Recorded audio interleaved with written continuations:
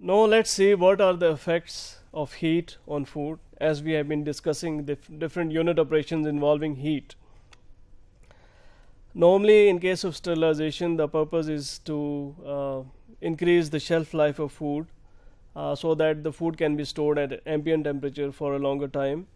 But we also want that there are minimum nutritional changes are taking place, as well as the quality is not affected in the final product, because that would reduce the value of the end product. And we have to look at this D value and Z value, as we earlier discussed, of different microorganisms and enzymes, as well as the nutritional value and sensory value of all these foods that has to be heated for whether pasteurization, sterilization, or UHT treated processes, so that we achieve a situation in which minimum damage is done to the food and maximum nutritional values are retained, as well as minimum amount of heat is applied to the food, so that maximum number of pathogens or viable cells have been reduced. So first of the quality defect that can be visible within any food product is its color. And if we talk about meat, the color of meat, for example, the red color, which is oxymyoglobin, that can be converted through heat into brown metmyoglobin. So that would be changing the color of your heated meat product. And similarly, the other pigment in meat, which is purple in color, which is called as myoglobin, it can be converted into brown hemichromogen pigment, which is again red brown in color, which is not really desirable. So heating can change the color of end product that may be desirable or undesirable. Another two reactions which are very common in most of the food products are Maillard browning and caramelization.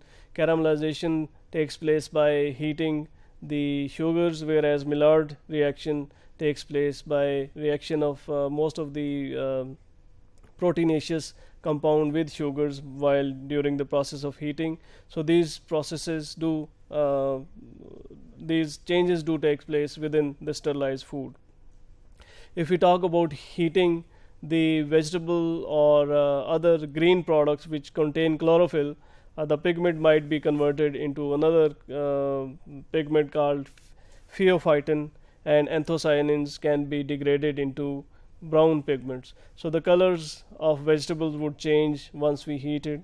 Then iron within the tin tin products which are having iron within them, the anthocyanins can be changed into another compound, such as purple pigments.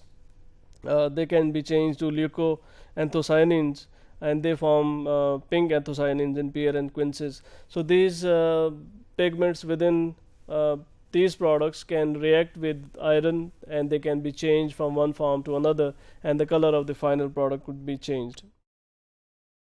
And similarly, in case of milk, we can see there are differences of colors. It is due to the caramelization that takes place due to the sugars present naturally in milk, such as lactose, and also the reflectivity of casein micelles can be changed due to the heating operation. So that would be actually reflecting the light differently. So the color of sterilized product can be slightly changed, and it can be undesirable if it's their changes are drastic.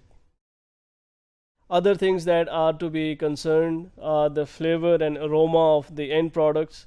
Mostly in case of canned meats, there are a lot of different chemical reactions. The change in chemistry takes place, and the reactions that can take place, they can be classified such as pyrolysis, deaminization, decarboxylation of amino acid, degradation, Maillard reaction, caramelization of carbohydrate, formation of furfuryl and hydroxymethyl furfuryl compounds, oxidation of lipids, and decarboxylation of lipids. So these are all different chemical reactions that do take place within meat when they are heated, and they change the flavor and aroma of the final product.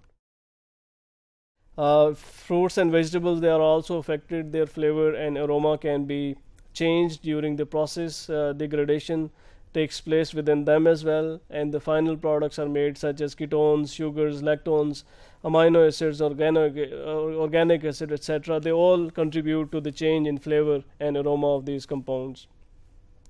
And these compounds, like most of the aroma, comes from several hundred thousands of volatile compounds. They just interact with each other to produce a final flavor or aroma.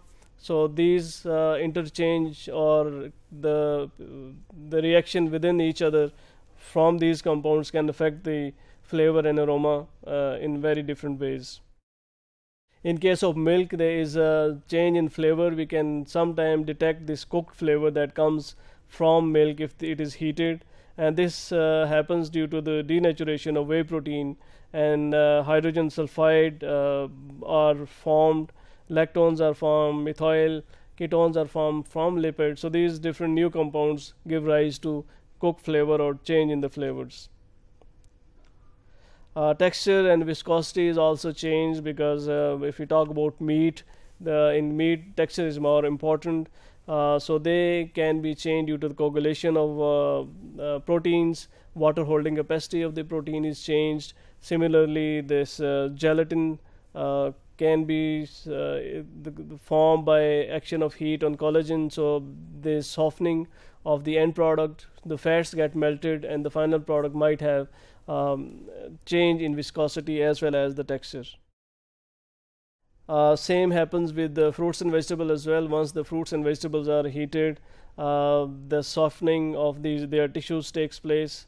Gelatinization takes place in case of starches, and the hemicelluloses, the solubility are changed. So all these factors basically affect the texture and viscosity of the final product. So we have to look that by having the heat treatment to the food, what are the changes that are being brought into the final product and its quality, and they should not be really drastic enough to the final product to be rejected.